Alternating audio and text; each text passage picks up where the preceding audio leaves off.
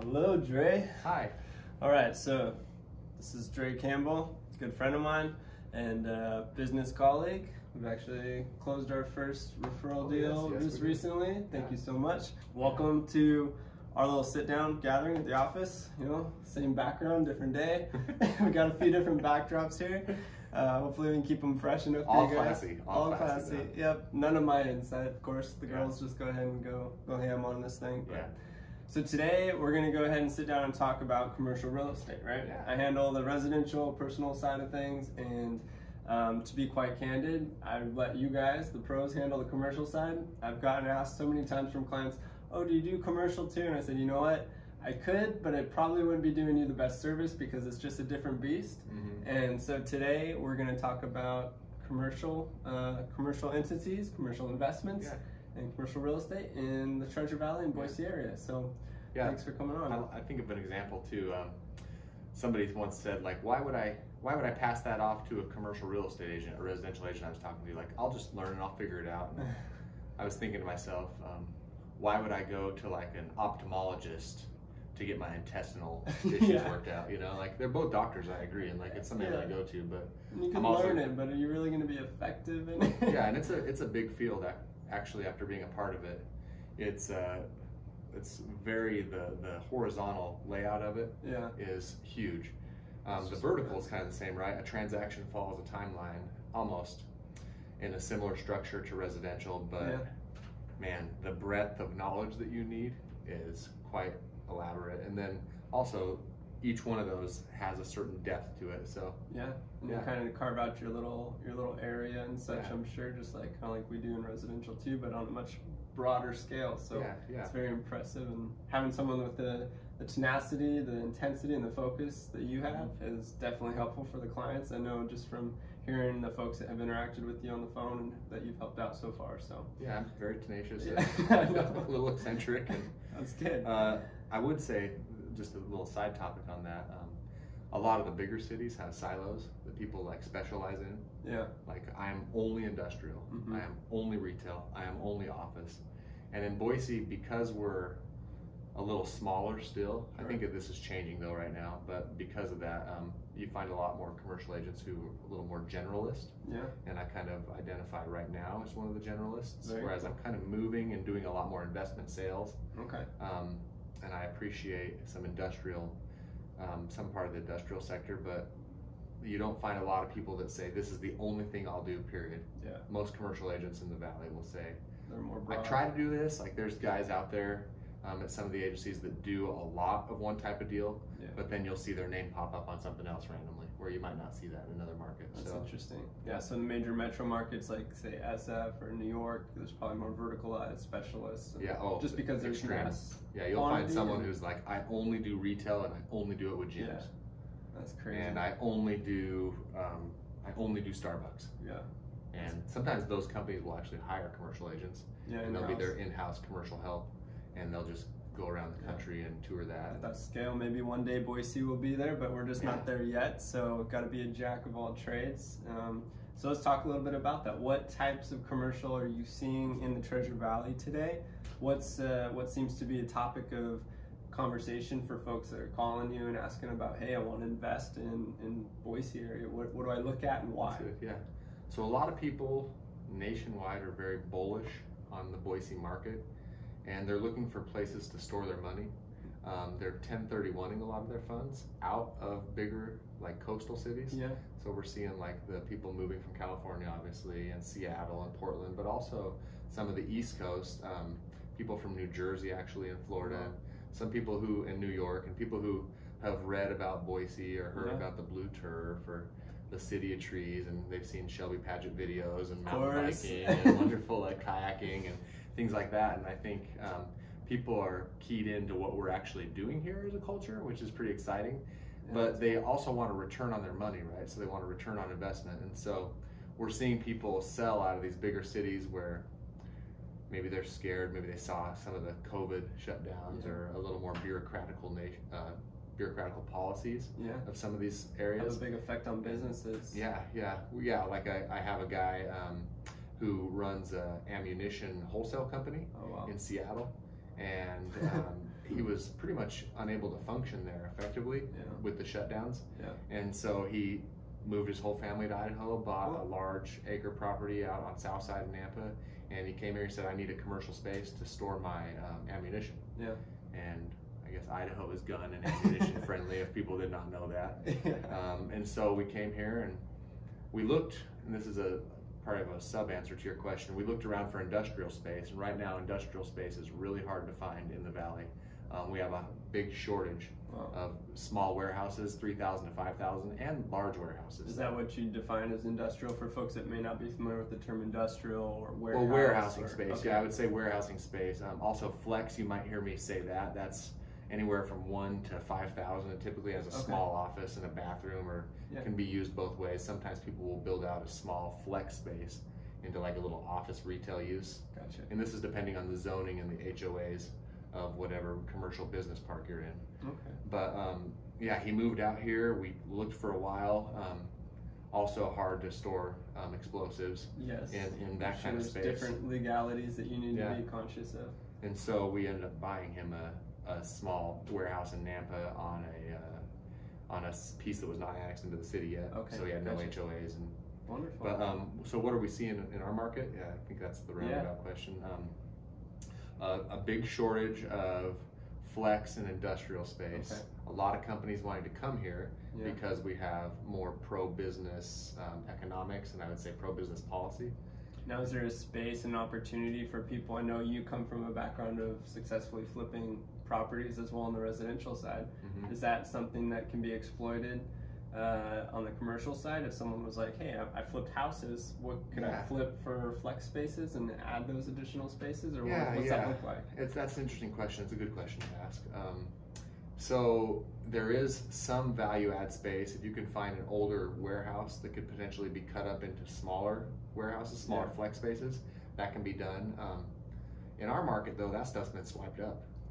I mean, all of it's been taken. Like everybody's taken it. Like what was once a deal, and so a lot of these transactions are taking place behind the scenes. A lot of cold calling and people finding it, and people having their agents cold call, which if you need help, I can help you with that. They'll have their agents cold call just building owners and say, hey, hey, we have an offer for you. Let's just make you an offer. Like just like people are doing with the housing market, right? They drive by and you hear someone's like, I had 3 people offer on my house and I was just out watering the yard. It's like people are looking for space in such a dramatic way. I would say they're kind of backs against the wall. They want to move here. They found their perfect house, but now they want to have their business. And of course, the land. So this is a deeper issue that's going on. The land is being transacted at prices for multifamily, development. So that's kind of pushed everything up. So any open land is being traded. So the comps are being traded at what would be anticipated for something for infill residential, or for apartments. So people are having a hard time finding land to develop this flex and industrial space because it's getting snagged up. It's harder to pencil, right? That makes sense. And so there's a lack of inventory, a lack of land to build inventory. When stuff is coming to the market, people are picking it up with the agent because they're like, hey, I heard you have something that is going to be built. Can we get an LOI, which is what's that stand for? Letter of intent. There you go. And that's like, I like to liken the term to like dating. And in the commercial world, an LOI is like reaching out to somebody and being like, hey, I like your pictures, I think you're cute. It's like, and there may be something here. And then you send a couple of those back and forth, you negotiate your LOI and come to agreement, and that's like saying, hey, let's get engaged, we really like each other. And then when you get to the leasing point or the purchase price, then that's your marriage. Are there multiple opportunities for people? Say you have an asset, can multiple LOIs be in transaction simultaneously? So another good question. So not like dating sometimes, depending on who you're depending dating. Who's coming at you. What sites you're on. So we're seeing that as well, right? So an asset will hit the market. It must be interesting. And there is a lot of LOIs coming in. So as an agent, you need to be, I would say, knowledgeable about negotiation tactics. And I would even argue you need to be solid with your rapport building ability. Sure. Because if you can talk to the other agent or the owner, and you can get key insights to help you determine what the seller is looking for, and what's on the table potentially, and what the motivation is of the seller to kind of help that transaction get across the finish line. People diminish, I think, now more than ever with all these automated, service platforms out there for real estate or for investing or these things. I think that people tend to overlook the power of having a person representing you, and that personality and the expertise and the experience that goes in hand with strategically setting up and winning a deal. It's easy to overlook when you're using it, but the second it's gone, I think that a lot of people they won't realize the benefit of having someone go to bat for you and establish, like you said, establishing rapport. That's not something you can learn 4 + 4. That's a learned trait and personality to have it that takes a long time to really understand. Yeah, I would say we're mediators in a way. A lot of times. Yeah, my broker Ben. Or therapists. Yeah. He always says, like, the reason we're here is because people need us to get deals across the finish line. Like, it's true.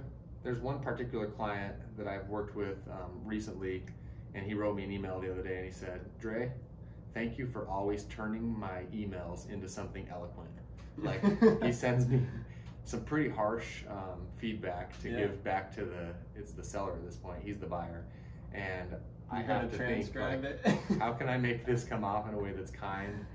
But if it was just two of them going head to head, I've actually had a couple people like that.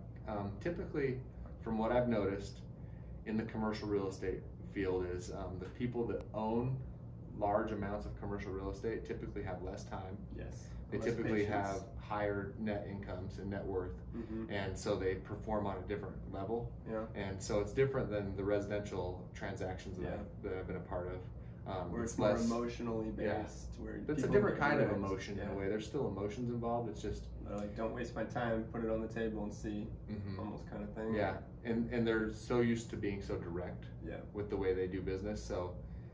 And they're on point typically with employees or their companies, and so it's just good to have a broker to help soften the blow sometimes, or to be strategic and think outside the box. So that's cool. That's a tactful way to get the point across while still being received in a kind manner. That's a very hard line to walk. So. Yeah, it's interesting, and we also bring insights to help buyers understand what they need to be looking for in a commercial building, and for sellers what they need to be looking for when they're looking for a buyer.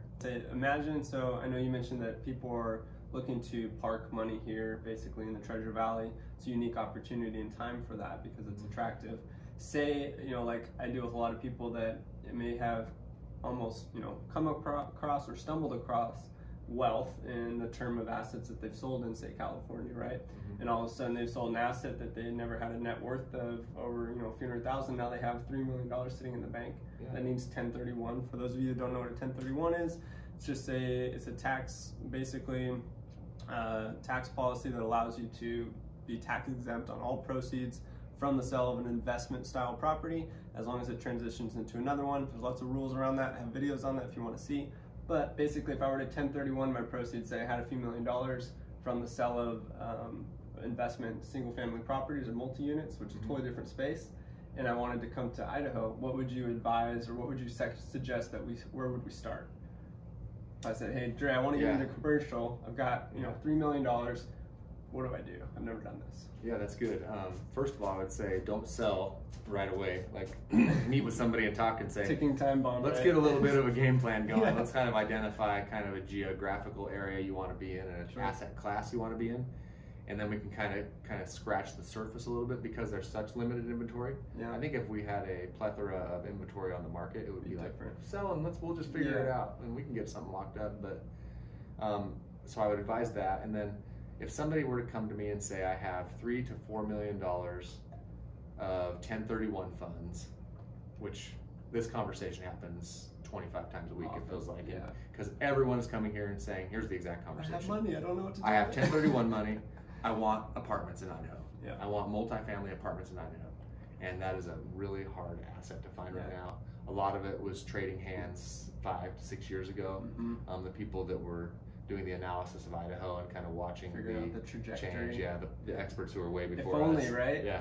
The guys that get paid the big bucks, and some of the bigger real estate investment trusts have come in and done some of that. But this stuff is still trading hands, and it's identified on a capitalization rate, or a cap rate for short, and that's the return on your money, a percentage. And Idaho typically even a year and a half ago was trading anywhere between a 5 and a 7 cap on different product types. Okay. And now we're seeing different asset classes trade even from a 3.5 cap to a 5 cap. It's come down pretty. So yeah, but I would tell people we need to find out what asset class you like. If you want something that's a little more high maintenance or low maintenance, like if we could find industrial, it's kind of a lower maintenance. You don't end up doing a lot of TIs.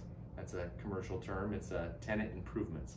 Okay. So someone calling you up and saying, "Hey, I need this. Or this added." Well, or this tenant says, "I will happily go to your space, but I need you to build this out." Yeah, I need a pizzeria. Yeah. That's actually common, right? Like, got a client looking for that stuff. So yeah, we do. I want a stone oven pizza. You're like, okay, well, we can work with that, but it's going to be a $40,000 tenant improvement, unless you have $40,000 you're going to put in a space that you're ready to let go in 4 years if you're going to make enough profits. But I would just advise someone to meet with someone like myself and say, what's your risk tolerance? Okay. What's your bandwidth for what you can kind of handle if you're going to use a property manager or not? What you like, right? Like some people love retail stores, and some people like shopping. So some people want to have a 15 tenant retail center with lots of boutiques. Yeah. Other people want to have an office building. That'd be like me. I'd like that because it's cool. And it's kind of interesting, right? And if one tenant moves out, your rent's not going away. Yeah. Some people want single tenant, no worries. They want a big tenant. Long-term, like it's there 10 years, right? Yeah. Some people want corporate credit backed. Right now, I'm under contract. Corporate credit backed. So tell me, what is that definition? There's a lot of definitions that aren't common, so I want to point these out. So different tenants have different types of credit. Your mom and pop, like saddle shop, is from like Joe and Cuna, is going to be a personal credit, and they'll probably have a personal guarantee based on their personal assets and the credit they carry coming into the transaction. Okay. So if something were to go bad and all the horses got a disease and died in America, and the saddle shop went under, you're going to be going after Joe to secure the note, right? Okay. Whatever the note was that they had signed or the lease they had signed. Joe, the individual. Yeah. Typically they'll sign a personal guarantee. Wow. Even outside of like an LLC entity, or would it just default back to them? Most owners on a small user like that would ask for a personal guarantee outside of the LLC. Okay. Unless the LLC was doing really, really well and had the assets and the cash flow to cover. Collateral. Yeah. Corporate credit real quick is like Starbucks, or for instance, right now I have a Valvoline under contract, and you're pretty much as a tenant, as a landlord, you're signing up to know that no matter what happens with that shop, like they're always going to be able to pay. Corporation. Gotcha. Yeah, and sometimes it's not a quality location or a quality building size, like if it's a lease or a sale. Like this Valvoline is probably 1,000 square feet. Yeah. And I think it's under contract for over $2 million. And what you're buying is the ability for the tenant to pay monthly. So say Joe, obviously he had the note on his head with the horse, the saddle shop, and then he goes out of business, they settle, and then he goes and works as a manager to open a new regional branch for Starbucks or regional place. Then the note would be tied to Starbucks corporate and not Joe's. Or not the note, I guess the lease. The lease. The lease. It depends if you're depending on you're leasing the contract. So if you're leasing to Starbucks, you're pretty much going to say, we're okay, we'll drop $40,000 into this space for you, or we'll drop $80,000 into this, because if they're going to pay the extreme rent and they're going to have a 15-year lease and a 20-year lease. There's a lot going on. Yeah, so say we sat down and we evaluated some areas and some niches that I was interested in that you said would be decent for me. Given that the return, the cap rates, just the basic of that principle alone, come down over the years just because of the demand and the availability. If I were to say, okay, well, at a 3.5 to 5% cap rate, I can do 7 to 9% in Texas. What would be maybe the draw for me to continue to explore Boise as an investor? The long-term maybe upsides, or what do you guys see coming down the pipe that may be of interest? The cap rates. So if people are seeing that there's potential cap rates between like 7 and 10% out of state in developing markets, why would they want to be in Boise? Yes. That's a good question. I think you used to be able to get that in Boise, so I think we saw a lot of people investing that in Boise. I think there's protective factors of Boise with the appreciation of the asset itself, and with different policies, I guess, tax policy and different policy in Idaho that can help depreciate. I guess everybody knows tax laws. I'm not a tax professional or a CPA, but there's different ways to depreciate assets, and in growing areas with the appreciation of the building, your cap rate can actually go up, right? Because if the building does appreciate over time, and you're getting more and more rent because your building is appreciated, and because there's more people coming here and there's more of a desire to be here, that you can charge more rents. So it's going to help you in the long run. Your building goes up, your rents go up, your overall and we've value seen that of your asset huge on the goes up. residential side. I mean, just for context, we have one of our residential rentals rent out less than a year ago, 9 months ago, at just over $2,000 a month, and we just secured a contract about 9 months later at almost $2,600 bucks. Wow. Which is just bonkers. But that's, and we're still under quote unquote the market rate for that specific area by a small amount, you know. And it's just like, so I couldn't even imagine, with probably even less inventory available, that from an investor standpoint, seeing the cap rate as kind of the cost to get in, get your foot in the door, the opportunity cost would be, if you didn't do that, how much that building may appreciate. Maybe you know, a $1.5 million building, and how much you're depreciating the building too. Yeah, and you're able to wash, it's, you know, or depreciate depending on your CPA's abilities, and to be able to really make that make sense for you, huh? Yeah, and I kind of like, for my heart, like where I'm at, like I appreciate, like, because I'm from here and I've grown up here, like the gentrification of Boise, and I like seeing like these older buildings change. So you like it, huh? Yeah. Can we pause on that for 1 second? Because we get so much flack. Obviously, I can't stand on that foundation because I'm not technically from here. Even though my mom was born in Boise, shout out local family. But she's my call out for, like, people are like, no, I've still got some blood here, I have some roots. But you know, I'm from California, so people always just assume this whole assumption of my intent and when I come here and stuff. But being local, tell me a little bit about what you've seen with the gentrification. Why do you like it? Or first of all, on that point, it's like getting mad that it's raining. It's like, if you're mad that it's raining, is it going to stop the rain? Like, you're not going to stop it by being mad. People blame me, and I'm like, dude, it's either me helping people find homes effectively or someone else. We're going to blame the news for having stories. We're going to blame our economy for doing well. It just doesn't make sense. Like, it's okay. It's just my heart. I care about people, and I care about the bigger picture. All I people. guess, And so I like the gentrification. I like coming in and seeing old buildings get new life, new business. Very cool. People coming in and being served. I like seeing new services provided. I love having new places to eat. I love having new entertainment venues. The Top Golf that's going in. I know. The I'm waiting. Eagle Exit. It's like right around the corner. Yeah, like in Idaho for all these years. When I grew up in Idaho, so what you had in Idaho, you had like a couple different options. You had like, you could go to the smoky, gross pool place and play pool.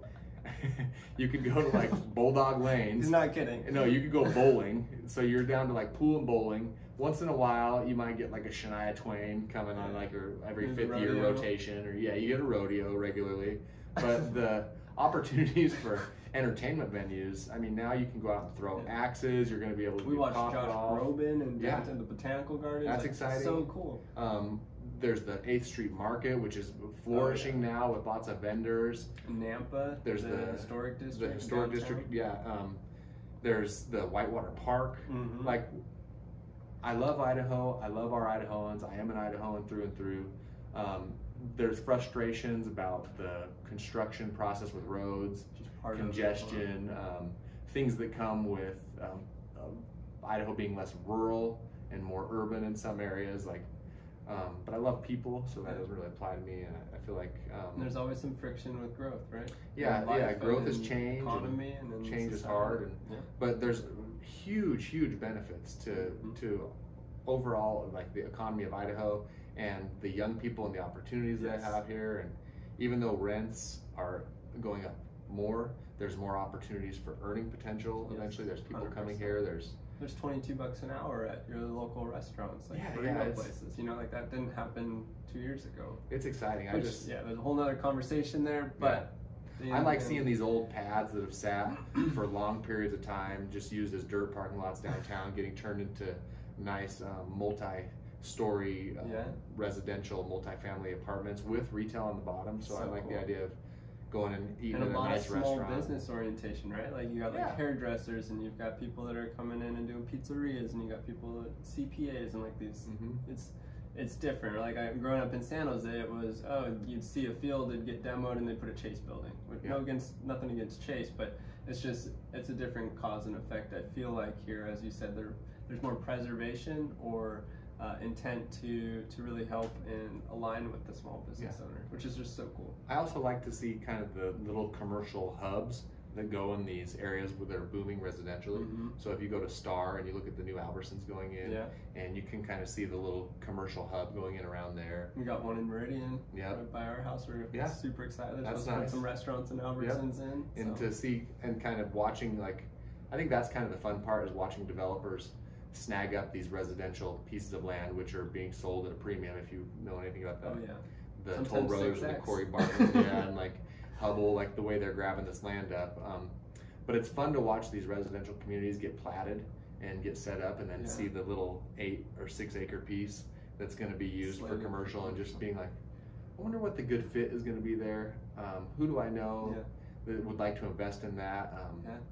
You know, how can I help somebody? Because how can I help somebody to think, I want to purchase that? What kind of pad would they put there? What kind of building would they help construct that would bring the right kind of business owners? And it's an exciting time. It's and you can help from beginning to end with all these types of processes, right? Yeah, and I kind of like from a coffee shop to a bowling alley, maybe to a guns and ammunition. It's interesting, right? Yeah, that's cool. There's all kinds of things. I like the idea that where we live now is not going to hamstring us from the quality of life you can have. I like seeing that there's different residential communities that are growing, and you can be like, in the model that we're kind of moving to kind of smaller neighborhood subsects, where you can go, like, I'm going to go hit up the local like Twisted Timber out there, and like you're going to go these little places. My father-in-law all the time. Like, but it's cool, right? It's like a little gym, a Twisted Timber, a little multi-tenant marketplace, and I appreciate what's going on with the changes.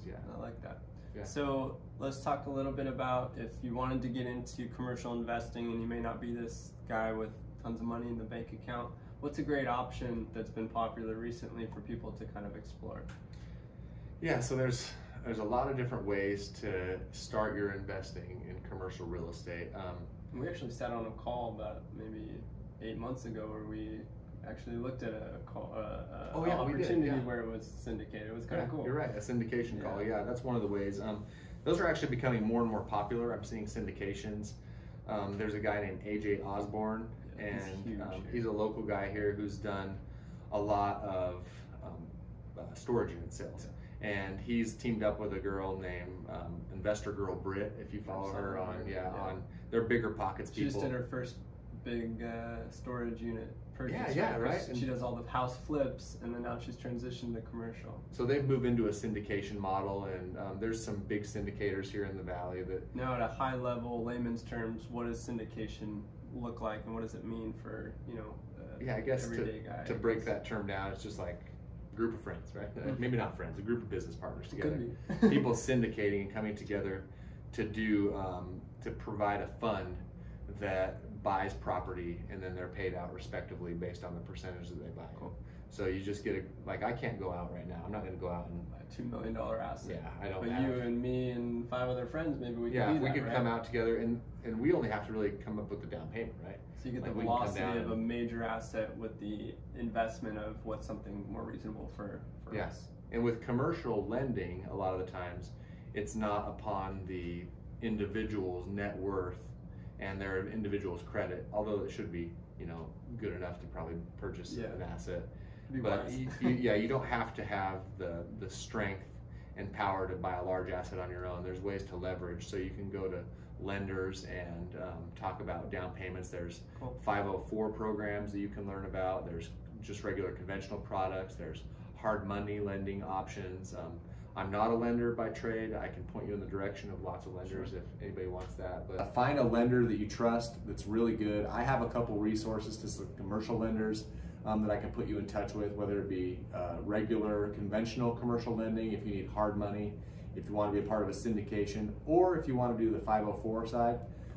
Hit me up, we'll take care of it. Find somebody you trust who's good with money. We both like a guy named David Moberly. been a friend of Referrals mine are for wonderful, 10 years. 'cause you know them, you've worked with them, you know what to expect and how they're going to serve you as a client.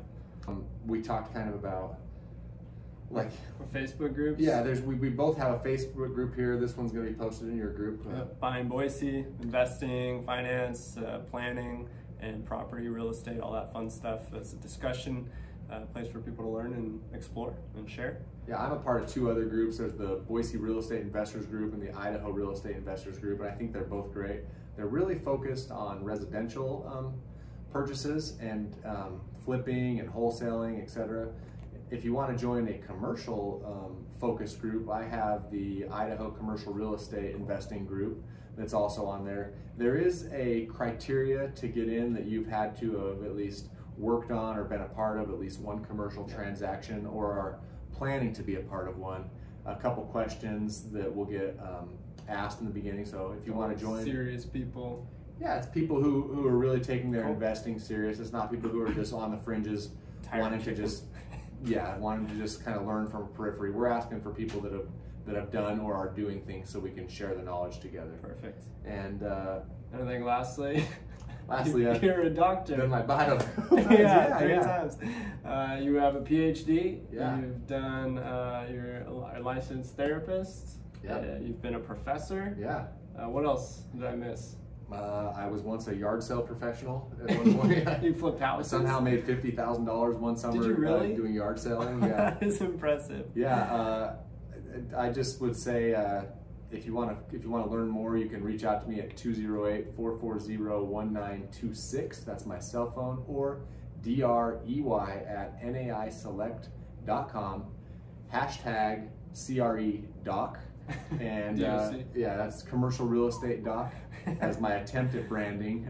So if you want to just kind of have a conversation, I'm always open for a lunch. I'm open for a coffee. It might be booked out a little ways. No, we had to book you out 3 weeks in advance. Yeah, it's exceptionally a busy time, and I care about people and I want to give you the best I can. So if you want to reach out, let's talk about that. And we'll put your social media in the description so people can click, shoot them a message if you're curious, and start exercising that commercial mindset. That'd be great. Well, cool. Thanks for your time today. Thank you. I think we got this. This one's recording. Woo! Hey. Bye, guys. But it won't stop.